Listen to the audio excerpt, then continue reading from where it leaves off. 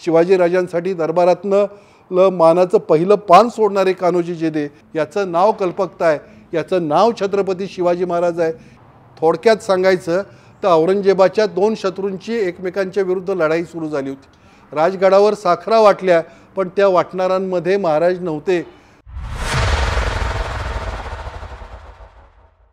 म्हणजे जेव्हा कान्होजी जेधे अफजल खानाच्या भेटीच्या अगोदर महाराजांना भेटायला आले आणि त्यांनी अफजल खानाचं पत्र शिवाजीराजांच्या हातात दिलं, तेव्हा शिवाजीराजांनी सांगितलं तुमचं वतन जाईल, तुमची जहागिरी जाईल, तेव्हा तुम्ही अफजल खानाला जाऊन भेटा।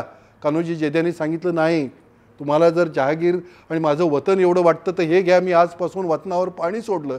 म्हणून शिवाजीराजांसाठी वतनावर पाणी सोडणारे कान्होजी जेधे, शिवाजीराजांसाठी दरबारातनं मानाचं पहिलं पान सोडणारे कान्होजी जेधे हे या प्रतापगडच्या लढाईमध्ये शिवाजीराजांचे सहकारी म्हणून विलक्षण लक्षात राहिले, हेही समजून घेतलं पाहिजे।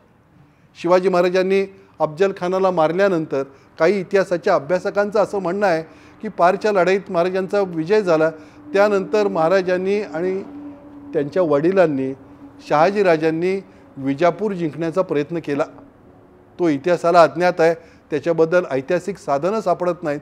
पण शिवाजीराजे विजयाचा उत्सव करत प्रतापगडावर थांबले नाहीत, तेवढा मोठा विजय मिळवलेला आहे। आता आपल्याला उत्सव केला पाहिजे, आता आपल्याला सेलिब्रेशन केलं पाहिजे, असली भावना शिवाजीराजांची नव्हती। दुसऱ्या दिवशी सकाळी जे आहे ते नेतोजी पालकर जे आहे ते घोडदळ घेऊन वाईत पोहोचले। नेतोजींनी वाई जिंकली, तोपर्यंत अफजल खान पळून गेलेला होता। वाईमध्ये आणि पारच्या छावणीमध्ये अफजल खानाचा केवढा खजिना शिवाजी महाराजांना प्राप्त झालेला आहे त्याची यादी जी आहे ती कृष्णाजी अनंत सभासदांना दिलेली आहे। त्यामध्ये बरेच 3000 घोडे आहेत, त्याच्यामध्ये हत्ती आहेत, त्याच्यामध्ये कापड आहे, त्याच्यामध्ये जवाहर आहे, त्याच्यामध्ये सोनं नाणं आहे, या सगळ्याची लिस्ट दिलेली आहे।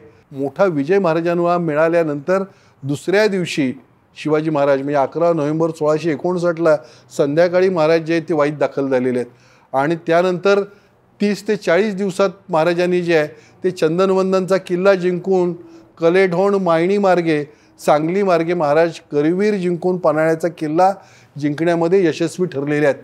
अफजल खानाचा एवढा मोठा पराभव झालेला आहे, त्याचा फायदा घेतला पाहिजे, त्याचा अधिक फायदा घेतला पाहिजे, हे शिवाजी महाराजांच्या डोक्यात होतं। शिवाजी महाराजांनी ती कल्पना सत्यात आणून दाखवली। अफजल खानाच्या मृत्यूनंतर विजापूर दरबाराची अवस्था काय झाली याची वर्णनं सभासदांनी फार बहारदार केलेली आहेत। सभासद असं सांगतो की बडी बेगमेनं 3 दिवस अन्न उदक घेतले नाही, या अन्न पाणी न घेता ती शोक करत राहिली, एवढा मोठा धक्का तिला बसलेला आहे। सायकोलॉजिकली विजापूरचा दरबार कोसळला असणार आणि या कोसळलेला दरबार सावरण्याच्या अगोदर महाराजांनी कोल्हापूर आणि पन्हाळा जिंकलेलं होतं, एवढाच इतिहास आपल्याला उपलब्ध आहे। शिवाजी महाराजांनी अफजल खानाचा वध करत असताना आणखी एक गोष्ट सांगितली पाहिजे महाराजांच्या दूरदृष्टीचं गमक म्हणून। अफजल खानानं राजापूरच्या वखारीमध्ये 3 जहाजं तयार ठेवली होती। शिवाजी महाराज जर प्रतापगडावरून बाहेर पडले आणि कोकणात पळून गेले तर महाराजांचा समुद्र किनाऱ्यावर पाठलाग करण्यासाठी असावीत म्हणून अली आदिल शहानंच 3 जहाजं जी ते अफजल खानाला दिली होती आणि सांगितली ती कोकणात शिवाजी पळाला तर त्याचा पाठलाग कर, ही जहाजं वापर, पण शिवाजीला सोडू नकोस। ती 3 जहाजं राजापूरच्या खाडीत उभी होती।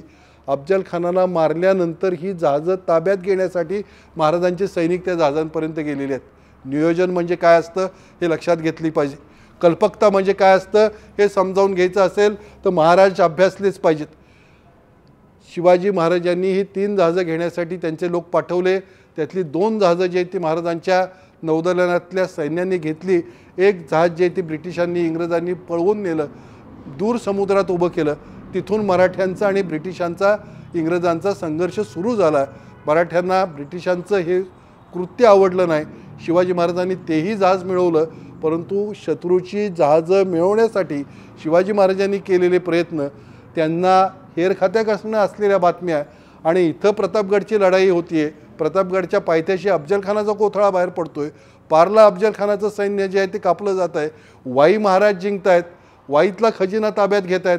हे होत असताना राजापूरच्या खाडीतली आदिलशहाची 3 जहाजं हे देखील महाराज ताब्यात घेत आहेत, याचं नाव कल्पकता आहे, याचं नाव छत्रपती शिवाजी महाराज आहे, ही सगळ्यात मोठी गोष्ट आहे। या सगळ्या संघर्षामध्ये औरंगजेब काय करीत होता, म्हणजे शाहिस्ते खानाला शिवाजी महाराजांच्या विरुद्ध औरंगजेबानं पाठवलं, महाराज पन्हाळ्याच्या कैदेत असताना पाठवलं, शाहिस्तेखान झाला की मिर्झा राजा जयसिंहांना पाठवलं, त्यानंतर मिर्झा राजा जयसिंहांना पाठवल्यानंतर महाराजांना आग्र्यालाच बोलवलं.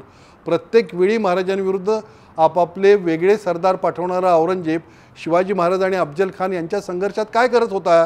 शिवाजी राजांबद्दल अफजल खानाच्या मनात अतिशय राग होता. 1656च्या दरम्यान आपल्या भावांना मारून शहाजहानच्या विरुद्ध आग्र्याचं तख्त काबीज करण्याकरता औरंगजेब जो आहे तो उत्तरेकडे जात होता. त्यावेळी त्यानं दक्षिणेतल्या अनेक जमीनदारांना पत्र लिहिली होती, राज्यकर्त्यांना विनंत्या केल्या होत्या की या लढाईत मला मदत करा. तसं एक पत्र औरंगजेबाचं शिवाजीराजांना गेलं होतं. महाराजांनी पत्र घेतलं, औरंगजेबानं लिहिलं होतं की मी माझ्या बापाविरुद्ध लढायला चाललेलो आहे, तुम्ही मला मदत करा, तुमच्या मदतीची मी जाणीव ठेवीन. शिवाजी महाराजांनी ते पत्र वाचलं, औरंगजेबाला निरोप पाठवला, उत्तर पाठवलं, नक्कीच मी तुमच्याबरोबर आहे, मी तुम्हाला मदत करेन, तुमच्या यशासाठी प्रार्थना करेन आणि मी तुमच्यासोबत आहे. औरंगजेब थोडा पुढं गेला की मोगलांच्या अनेक ठाण्यांवर महाराजांनी हल्ले केले आणि ती ठाणी जिंकून घेतली. अत्यंत कारस्थानी औरंगजेबाला हा प्रकार सहन होणं शक्य नव्हतं. त्यामुळं औरंगजेबाचा शिवाजीराजांवर विशेष राग होता. औरंगजेबाला 1659 साली त्याची सत्ता होती, तो सत्ताधीश होता हिंदुस्थानचा, मोगल सम्राट होता, त्याचा शिवाजीराजांवर राग होता. तरीसुद्धा औरंगजेब गप्प बसला. औरंगजेबानं शहाजहानच्या आधिपत्याखाली विजापूरवर आक्रमण केलं होतं. त्यावेळी औरंगजेबाला जिवंत पकडण्याचा प्रयत्न अफजल खानाने केला होता. थोडक्यात सांगायचं तर औरंगजेबाच्या 2 शत्रूंची एकमेकांच्या विरुद्ध लढाई सुरू झाली होती. एक शत्रू शिवाजीराजे होते, दुसरा शत्रू अफजल खान होता. आपल्या 2 शत्रूंची लढाई सुरू झालेली पाहायला मिळते आहे, ही औरंगजेबासाठी अतिशय आनंदाची गोष्ट होती. या दोन्ही शत्रूतला एक शत्रू संपणार आहे अशी औरंगजेबाची खात्री होती आणि ते होणारच होतं. औरंगजेब कदाचित परमेश्वराची प्रार्थना करत बसला असेल शिवाजी महाराजांच्या आणि अफजल खानाच्या भेटीच्या वेळी की माझे हे दोन्ही शत्रू मारले जाऊ देत, या दोन्ही शत्रूंचा विनाश होऊ देत. म्हणून या भेटीच्या वेळी जो आहे तो औरंगजेब गप्प बसलेला आहे. म्हणून या भेटीमध्ये औरंगजेबानं हस्तक्षेप केलेला नाही, ना आदिलशहाला मदत केली ना शिवाजीराजांना मदत केली. दोन्ही शत्रूंमधली लागलेली लढत औरंगजेब बघत बसला आणि ही लढाई शिवाजी महाराज निर्विवादरित्या जिंकले. शिवाजी महाराजांनी अफजल खानाला मारल्यानंतर राजगडावर साखरा वाटल्या अशा प्रकारचे उल्लेख सभासद बकरीत आहेत. राजगडावर साखरा वाटल्या, पण त्या वाटणाऱ्यांमध्ये महाराज नव्हते. तो उत्सव साजरा करण्यासाठी महाराज थांबलेले नव्हते. महाराजांनी प्रतापगडावरून थेट वाई गाठली आणि वाईवरून महाराज जे आहे ते पन्हाळ्यापर्यंत प्रदेश जिंकत निघालेले होते. अथक परिश्रम, केवळ परिश्रम आणि स्वराज्य निर्मिती आणि संवर्धन याशिवाय दुसरा स्वप्न नसलेला राज्यकर्ता एका विजयाचं रूपांतर अधिक मोठ्या विजयात कसा करू शकतो हे पाहण्यासाठी देखील प्रतापगडच्या युद्धानंतरचं महाराजांचं पुढचं आदिलशाही सैन्यावरचं आक्रमण जे आहे ते बघण्यासारखं आहे, ते अनुभवण्यासारखं आहे आणि अभ्यासण्यासारखं आहे. असं सांगतात की फ्रेंच लष्कराला प्रतापगडची लढाई ही मॉडेल वॉर म्हणून शिकवली जायची. फ्रेंच लोकांचं नेपोलियनवर विलक्षण प्रेम आहे. नेपोलियन हा त्यांच्यासाठी आदर्श राज्यकर्ता आहे. नेपोलियनच्या अनेक लढाया ज्या आहेत त्या फ्रेंच लष्कराला माहिती आहेत आणि जगामध्ये प्रसिद्ध आहेत. नेपोलियन या जनरलवर प्रेम करणारा फ्रेंच माणूस आणि फ्रेंच सैनिक शिवाजीराजांची लढाई ही मॉडेल वॉर म्हणून स्वीकारतो आणि शिवाजीराजांची लढाई ही मॉडेल वॉर म्हणून अभ्यासतो. त्या अर्थी या लढाईमध्ये काहीतरी वेगळं आहे. प्रतिकूल परिस्थिती, प्रतिकूल साधनसामग्री आणि प्रतिकूल वातावरण असताना लढाईमध्ये मोठा विजय कसा मिळवायचा याचा वस्तुपाठ जगाच्या इतिहासात शिवाजीराजांनी घालून दिलेला आहे. एक वेगळी कमांडो कारवाई म्हणूनही शिवाजी महाराजांच्या या प्रतापगडच्या लढाईकडे आणि युद्धाकडे बघता येईल. आपला एकही सैनिक न मारता, आपला एकही अंगरक्षक न मारता अफजल खानाचा शिवाजीराजांनी केलेला पराभव हा केवळ अद्भुत आहे. म्हणजे हिंदी सिनेमात शोभावा असा प्रकार हिंदी सिनेमातले निर्माते 20व्या आणि 21व्या शतकात जो प्रकार दाखवतात की नायक एकटा आहे, नायकाच्या बरोबर 4 सहकारी आहेत, ते खलनायक आणि त्याच्या सगळ्या सहकार्यांना मारतायत आणि नायकाच्या केसालाही धक्का लागत नाही, तो प्रकार 350 वर्षापूर्वी महाराजांनी प्रत्यक्षात करून दाखवलेला आहे असं दिसतं. यामागं महाराजांची कल्पकता आहे, यामागं महाराजांची प्रतिभा आहे आणि हे सगळं करत असताना अफजल खानासारखा बलाढ्य शत्रू प्राणपणानं लढलेला आहे, शेवटच्या क्षणापर्यंत त्यानं संघर्ष केलेला आहे, त्याच्या सगळ्या बुद्धीचा आणि प्रतिभेचा वापर करून त्यानं महाराजांना पराभूत करण्याचा प्रयत्न केलेला आहे, हेही विसरून चालणार नाही. प्रतापगडची लढाई ही महाराजांसाठी विशेष महत्त्वाची होती. महाराजांचा 6 जून 1674ला रायगडावर राज्याभिषेक झाला. राज्याभिषेकापूर्वी महाराज काही दिवस प्रतापगडावर आले होते. भवानी मातेच्या आशीर्वादानं आपण अफजल खानाला मारलं अशी महाराजांची श्रद्धा होती. महाराजांनी अफजल खानाला मारल्यानंतर प्रतापगडावर भवानी मातेच्या मंदिराची स्थापना केली, मंदिर बांधलं आणि भवानी मातेचं मंदिराची तिथं प्राणप्रतिष्ठा केली. तत्पूर्वी महाराजांनी प्रतापगडावर असलेल्या केदारेश्वराचं दर्शन घेऊन महाराज अफजल खानाला भेटायला जे आहेत ते प्रतापगडावरून खालती उतरलेले होते. तर जे भवानी मातेचं मंदिर होतं प्रतापगडावर, राज्याभिषेकापूर्वी महाराजांनी या भवानी मातेच्या मंदिराचं सुशोभीकरण केलं आणि भवानी मातेच्या मंदिराचं सगळं छत जे आहे ते सोन्याचं केलं होतं असे उल्लेख आहेत. प्रतापगडची लढाई आणि संघर्ष हा आपल्यासाठी अत्यंतिक अवघड होता, जीवन मरणाचा प्रश्न होता, याची जाणीव महाराजांना होती. या संकटातनं आपण बाहेर पडलो, या संकटातनं आपण पार पडलो, त्याच्या मागं दैवी आशीर्वाद आहेत अशी महाराजांची समजूत होती. आणि म्हणून महाराज राज्याभिषेकापूर्वी देखील प्रतापगडला येऊन भवानी मातेचं दर्शन घेत होते. त्या अर्थी हा प्रसंग महाराजांसाठी बिकट होता, कठीण होता आणि त्याची जाणीव महाराजांच्या मनात सदैव होती असं दिसतं. प्रतापगडच्या युद्धानं आणि प्रतापगडच्या भेटीनं महाराजांना स्वतःची ओळख दिली, मराठ्यांना स्वतःचा इतिहास दिला आणि आजही या प्रसंगाकडे बघत असताना, आजही हा प्रसंग अनुभवत असताना आपल्या सगळ्यांना लढाई लढावी कशी, संघर्ष करावा कसा, कौटुंबिक दुःख बाजूला ठेवून शत्रूवर तुटून कसं पडावं हे शिकायला मिळतं. शिवाजी महाराजांची प्रतापगडची लढाई ही महाराजांच्या अनेक बुद्धिकौशल्याचं प्रत्यय देणारी लढाई आहे. अफजल खानाच्या आणि त्याच्या सैन्याचा महाराजांनी पराभव करत असताना वापरलेली कल्पकता हीही जाणून घेण्यासारखी आहे. एका मोठ्या मानसशास्त्रीय युद्धामध्ये महाराजांनी विजय मिळवलेला आहे. 2 बुद्धिबळपटू एकमेकांसमोर बसावेत आणि त्यांनी वेगवेगळे डाव आखून एकमेकांचा पराभव करण्याचा प्रयत्न करावा, तसा शिवाजीराजांनी आणि अफजल खानानं एकमेकाचा पराभव करण्याचा प्रयत्न केलेला आहे. अधिक कल्पक आणि अधिक प्रतिभावंत महाराज जिंकले, हा इतिहास आहे. हा इतिहास जाणून घेतला असेल तरच आपल्याला अधिकार आहे जय भवानी जय शिवाजी म्हणण्याचा, अन्यथा तो अधिकार राहत नाही. छत्रपती शिवाजी महाराज हे 21व्या शतकात का गरजेचे आहे असा प्रश्न आपल्याला पडतो. कॉम्प्युटर, मोबाईल, डिजिटल युग हे सध्या चालू आहे. रील्स पाहणारी नवीन जनरेशन आहे, करमणुकीची साधनं वेगळी आहेत. अशा वेळी 17व्या शतकात मध्ययुगात होऊन गेलेल्या एका राज्यकर्त्याचा इतिहास आपण जाणून का घ्यायचा, त्या राज्यकर्त्याला समजावून का घ्यायचा असा प्रश्न अनेकांना पडल्याशिवाय राहत नाही.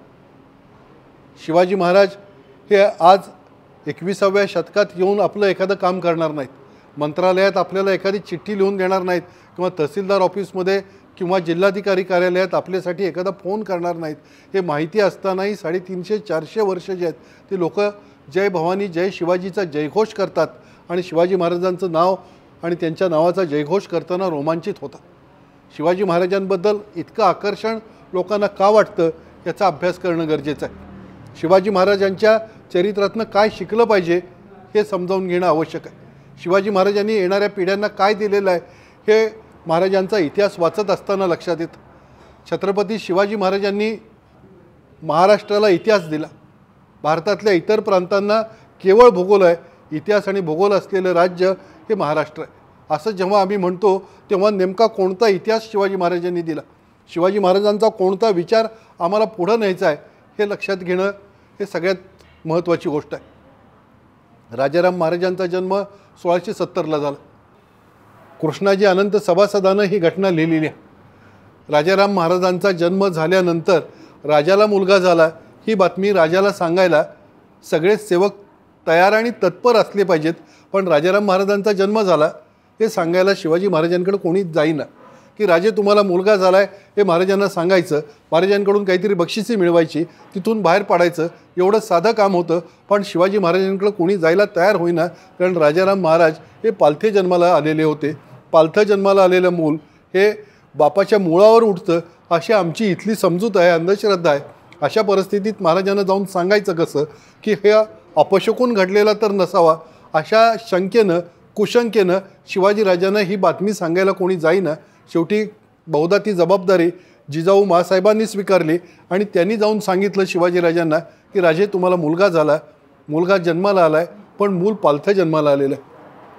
आजच्या काळातला एखादा बाप असता तर त्यानं पायात चप्पल घातली असती आणि म्हणाला असता की मी मुहूर्त बघून येतो, मी वेळ बघून येतो, एखाद्या गुरुजींना विचारून येतो की एखादी शांती करायची आहे का, किंवा आणखी म्हटलं असता की काय बाहेरचं आहे का बघतो, आणखी कोणाकडे देवऋषाकडे जाता येते का बघतो. शिवाजी महाराजांनी तो सगळा प्रसंग ऐकला. महाराजांच्या लक्षात आलं काय झालं ते. क्षणभर महाराज थांबले आणि म्हणाले, पालथा जन्मास आला चिंता नाही, दिल्लीची पातशाही पालथी घाली. आपल्या शब्दांनी अपशकुनांचं रूपांतर शुभशकुनांमध्ये करण्याची शक्ती आणि सामर्थ्य हे छत्रपती शिवाजी महाराजांना मिळालेलं होतं. शिवाजी महाराज हे अंधश्रद्धा बाळगणारे नव्हते आणि म्हणून अंधश्रद्धा निर्मूलनाचं काम करणाऱ्या कार्यकर्त्यांना शिवाजी महाराज हा आपला आदर्श आहे असं वाटतं. शिवाजी महाराजांनी त्यांच्या आयुष्यातल्या महत्त्वाच्या लढाया या अमावस्येला केलेल्या आहेत.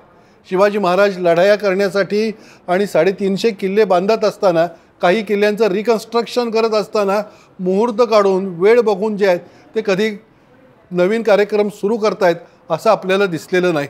महाराजांनी कुठले होम केलेत, हवनं केलीत अशी उदाहरण नाहीत.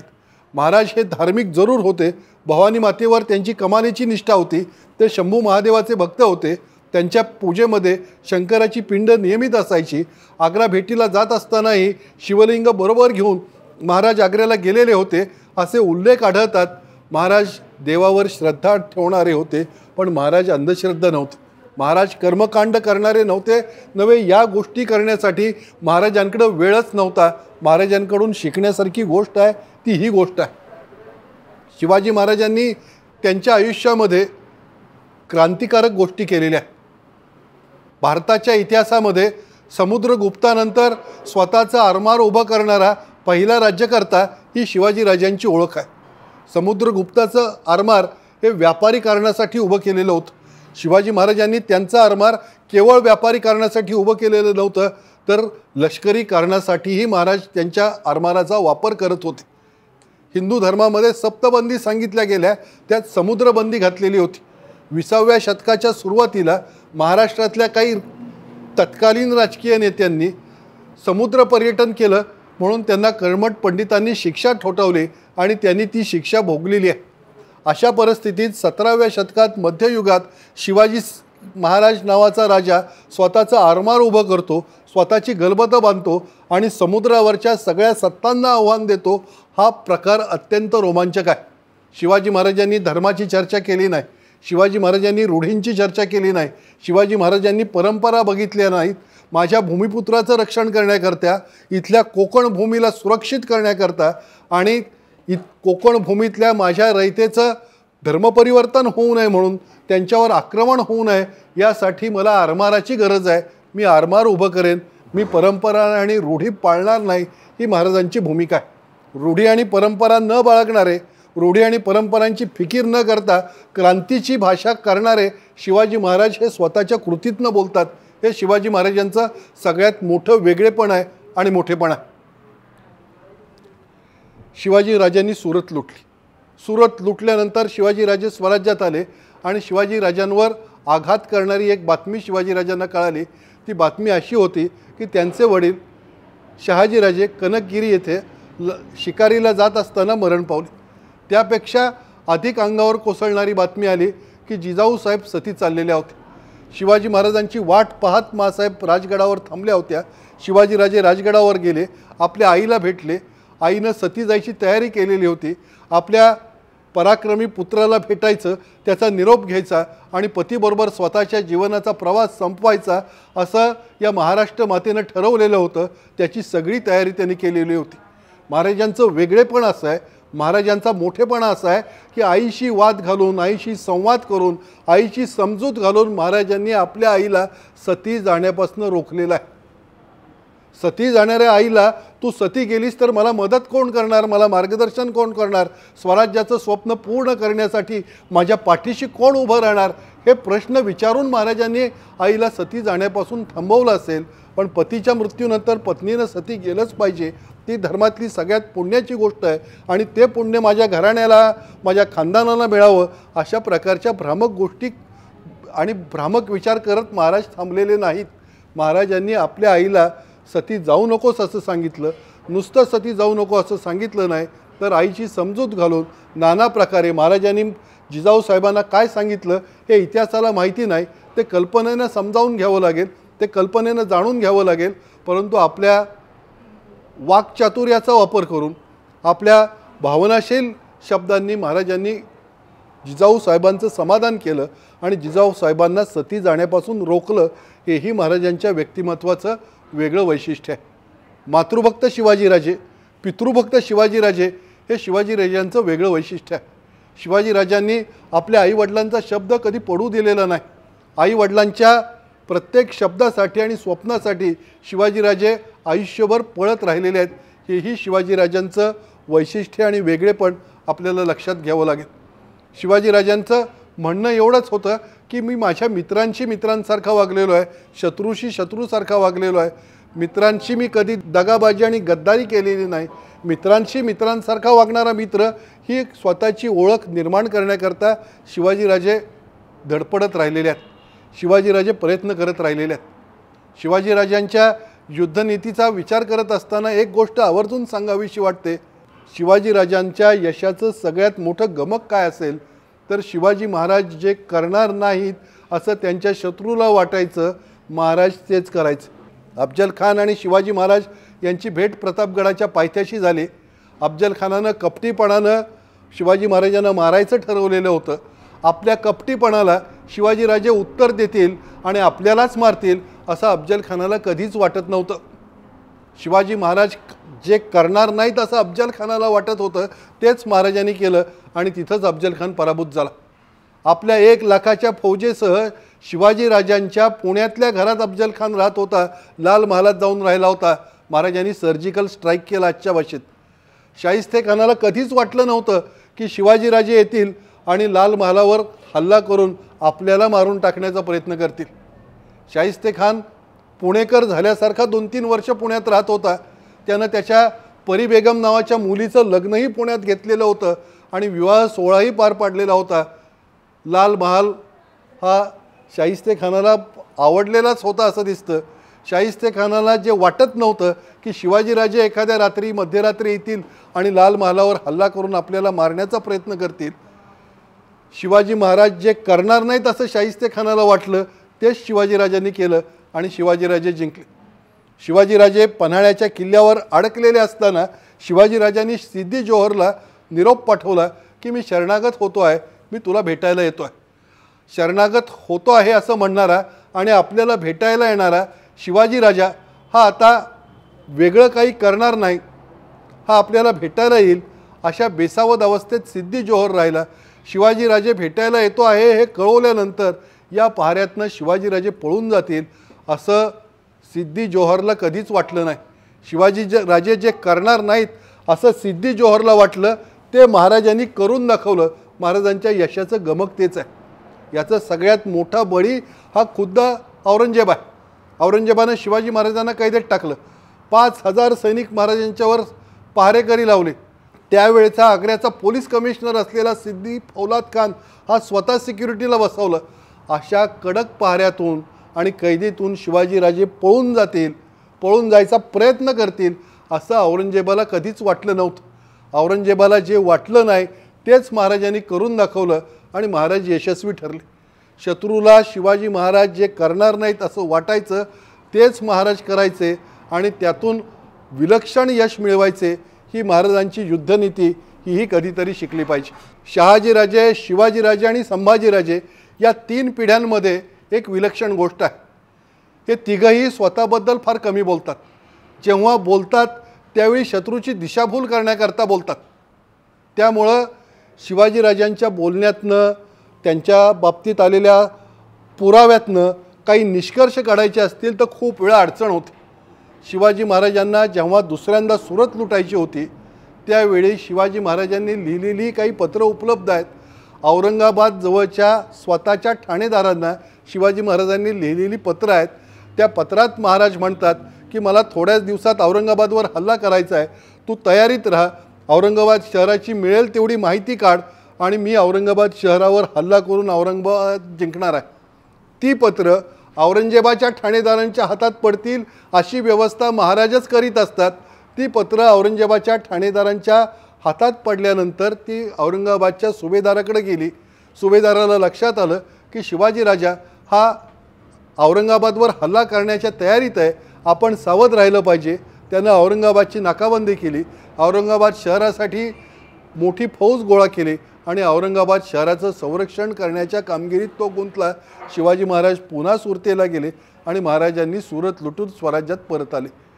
महाराजांना एखादी गोष्ट करायची असते तेव्हा ते करतातच असं नव्हे, महाराज जे बोलतात ते करत नाहीत.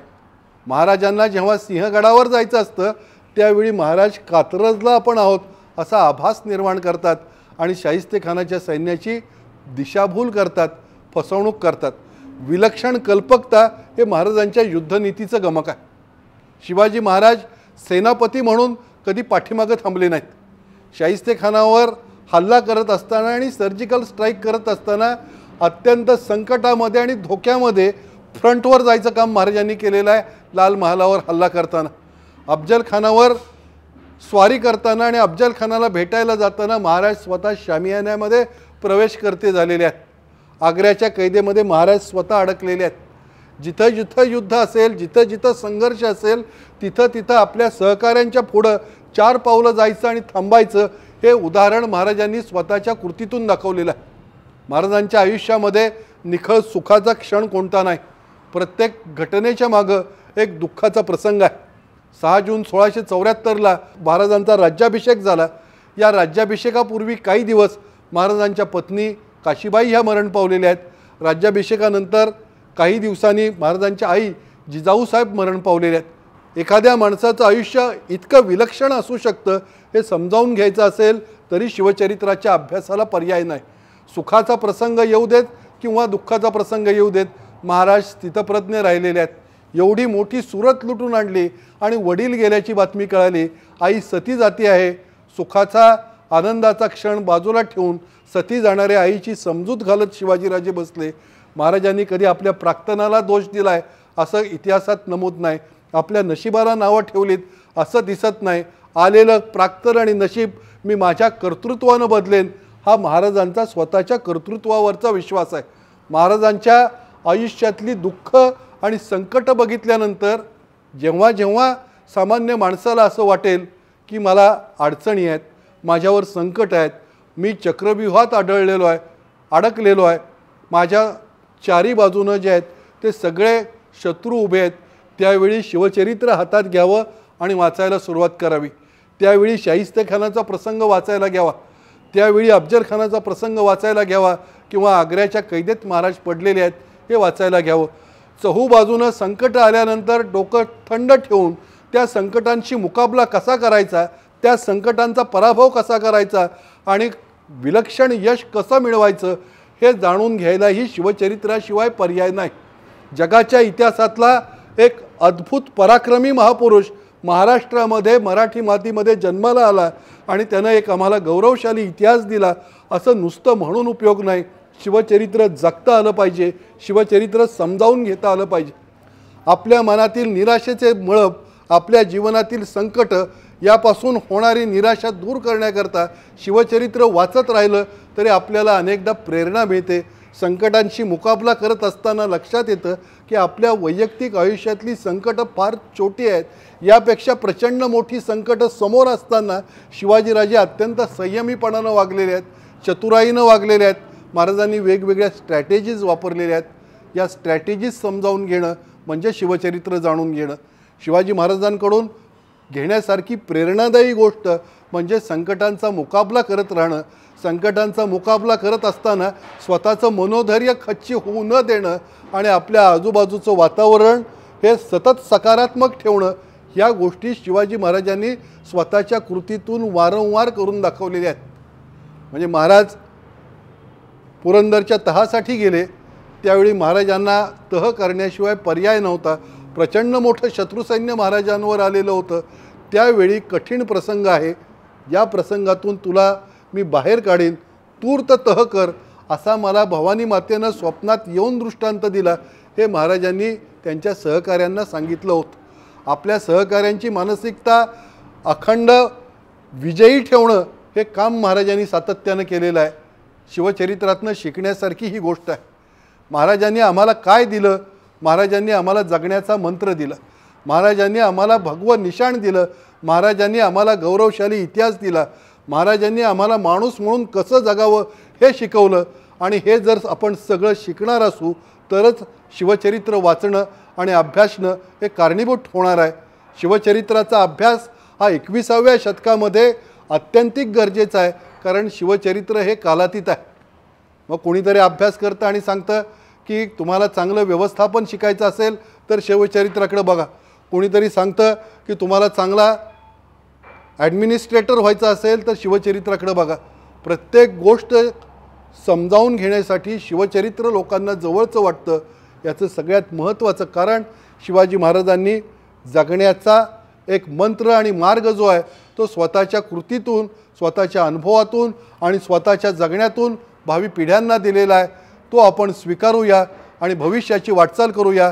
जय भवानी, जय शिवाजी.